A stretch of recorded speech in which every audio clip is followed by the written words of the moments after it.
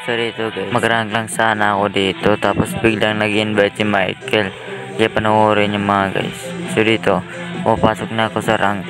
Tapos dito, hinanap ko yung mga friends ko. Tapos walang nag-online. Tapos dito na lang ako sa effect. Tapos tinihanap ko yung mga recall na ako dito. Tapos bigla siyang nag-invite sa akin sa costume.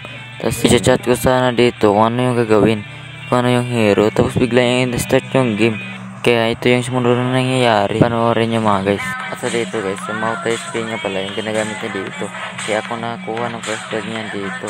Iwan ko ba kung bakit hindi siya pumapalag dito. Kaya ako yung nakakuha ng first blood. So pagkatapos ko mag-clear dito, ay ito yung nangyayari. Tapos ko sa dito mga guys.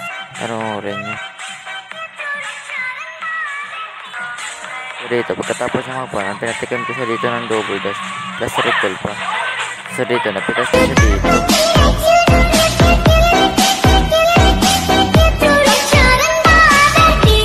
Tapos sabi niya dito, pinabibigyan na daw niya ako. So sabi ko naman okay. Tapos ito yung nasunod nangyayari. Kukunin ko sana yung crab. Ang kaso bigla siyang sumulpot. Kaya ito, sinipa ko siya.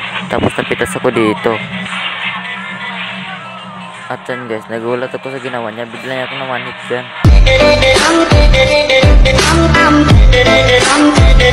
So ito, pinapatikin ko ulit siya ng walang katapos yung double dash. At so dito, napitas ko siya dito. Panoorin niyo mga guys. At sa part na to, napitas ko ulit siya dito.